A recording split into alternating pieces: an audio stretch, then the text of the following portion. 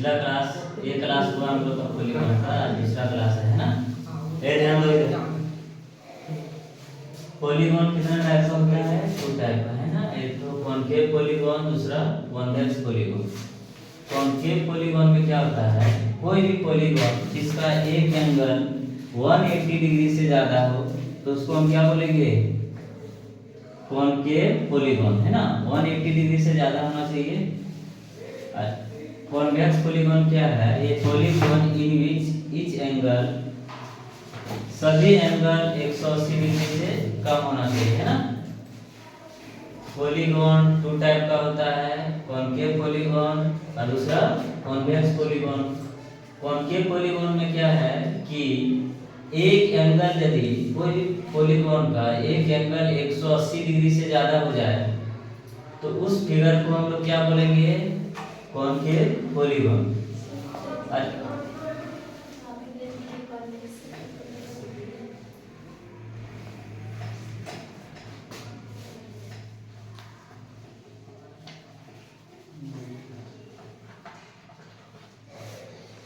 और दूसरा क्या है? कॉन्वेक्स पॉलीगॉन, है ना।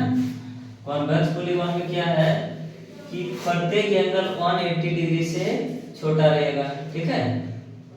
कॉन्वेक्स पॉलीगॉन में क्या है कि वैसा पॉलीगॉन जिसका प्रत्येक एंगल 180 डिग्री से कम हो उसको हम कॉन्वेक्स पॉलीगॉन बोलेंगे। एक भी एंगल 180 डिग्री से ज्यादा आ जाएगा तो क्या समझ जाएंगे कि कॉनकेव पॉलीगॉन है। और जब प्रत्येक एंगल 180 डिग्री से कम रहे तो उसको हम कॉन्वेक्स पॉलीगॉन बोलेंगे। यहाँ देखो ये एंगल जो है 180 डिग्री से ज्यादा है ना इस फिगर में, और ये एंगल तीनों जो है वो क्या है? 180 डिग्री से कम है। तो इससे हमको एक भी एंगल 180 डिग्री से ज्यादा हो जाए तो एक एंगल तो हो रहा है, तो किस कौन पॉलीगॉन का फिगर है? कॉनकेव का। और यहाँ पर है कि प्रत्येक एंगल जो है 180 डिग्री से छोटा है तो ये हो जाएगा तुम्हारा कॉन्वेक्स पॉलीगॉन, ठीक है। चलो आगे देखते हैं। हम लोग पढ़ेंगे रेगुलर पॉलीगॉन और इरेगुलर पॉलीगॉन, है ना। रेगुलर क्या होता है, इरेगुलर क्या होता है? रेगुलर पॉलीगॉन वो पॉलीगॉन होता है जिसका सभी side, all side are equal, all angles are equal, है ना। सभी साइड भी इक्वल होना चाहिए और सभी एंगल भी इक्वल होना चाहिए, ठीक है। इक्विलैटरल ट्रायंगल में ऑल साइड इक्वल होता है कि नहीं? होता है। सभी एंगल भी इक्वल होता है 60 डिग्री। चलो ध्यान दो। इसके बाद स्क्वायर देखो, है ना। स्क्वायर में क्या होता है कि सभी साइड इक्वल होता है ना। यस, सभी साइड इक्वल होता है। प्रत्येक एंगल कितना डिग्री का होता है? 90 डिग्री का। कितना होता है? 90 डिग्री का, है ना। देखो सभी साइड इक्वल है, सभी एंगल, 2 कंडीशन होना चाहिए, ठीक है। कितना कंडीशन होना चाहिए? 2 condition. All side are equal, all angles are equal, है ना। दोनों कंडीशन को फॉलो करेगा तो क्या हो जाएगा? Regular polygon. सभी एंगल बराबर होना चाहिए, सभी साइड बराबर होना चाहिए, ठीक है। इक्विलैटरल ट्रायंगल में सभी साइड बराबर होता है, सभी एंगल भी बराबर होता है ना। और स्क्वायर में भी क्या होता है? All side are equal, all angles are 90 degree. इसमें ऑल एंगल कितना होता है? 60 डिग्री, है ना।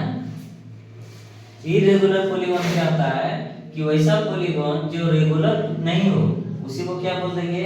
इरेगुलर, है ना।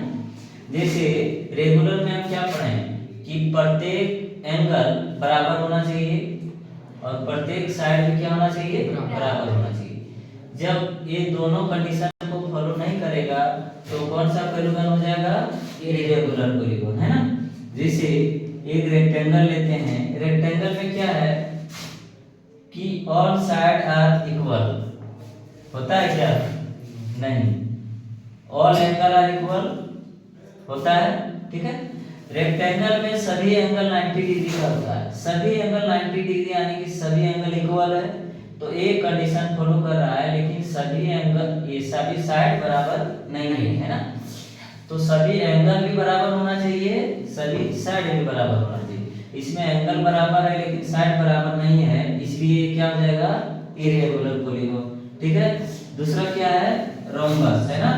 रोम्बस में क्या होता है कि सभी साइड इक्वल होता है। क्या होता है?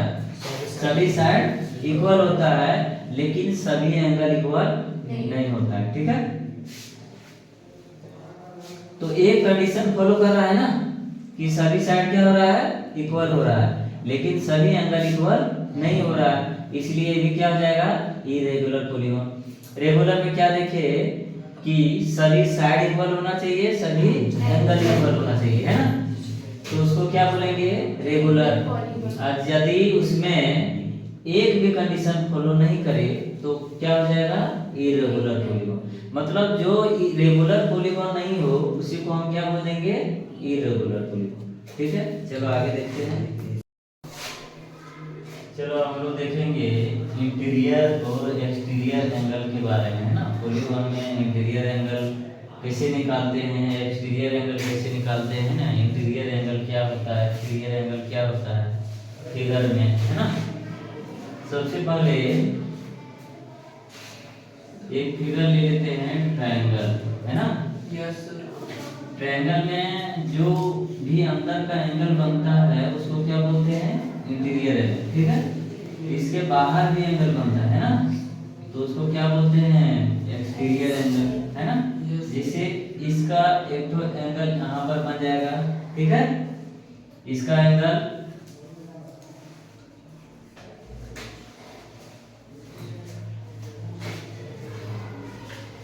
है ना, एक एक्सटीरियर एंगल इसका यहाँ बना है, एक एक्सटीरियर एंगल यहाँ बना, एक एक्सटीरियर एंगल यहाँ बना। ठीक है, यदि हम कोई क्वाड्रिलेटरल लेते हैं, ठीक है, जैसे यहाँ इंटीरियर एंगल है, यहाँ क्या बनेगा, एक्सटीरियर एंगल बनेगा। ठीक है, इधर भी बन सकता है। ठीक, समझ में आया इंटीरियर एक्सटीरियर एंगल। चलो अब देखते हैं क्या दिया है।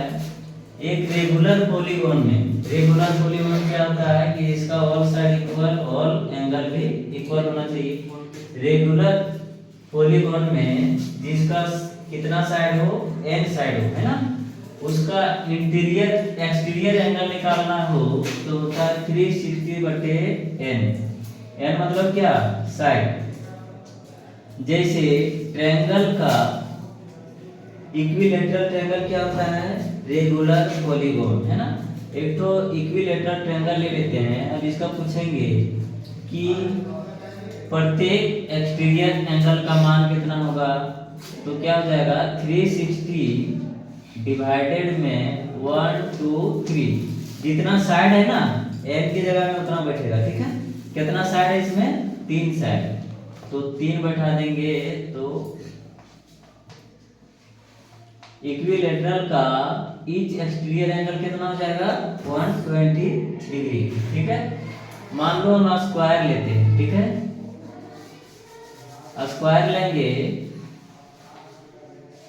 तो स्क्वायर में कितना साइड होता है, 1 2 3 4।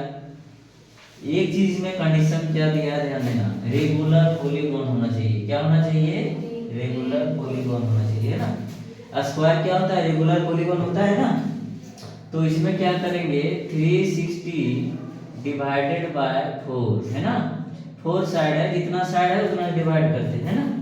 n मतलब क्या होगा, साइड, n मतलब क्या, साइड, जितना साइड। इसे पेंटागन रहेगा तो उसमें कितना साइड हो जाएगा, 5 साइड, है ना। रेगुलर पेंटागन होना चाहिए, तो इसमें कितना हो जाएगा, ईच एक्सटीरियर एंगल कितना हो जाएगा, 90 डिग्री। ठीक है, अच्छा इसमें हम ले लेते हैं एक तो रेक्टेंगल। तो क्या इस फॉर्मूला से रेक्टेंगल का एक्सटीरियर एंगल निकाल सकते हैं क्या, नहीं निकाल सकते हैं। क्यों, क्योंकि ये रेगुलर पॉलीगॉन नहीं है, है ना। क्या होना चाहिए, रेगुलर पॉलीगॉन होना चाहिए।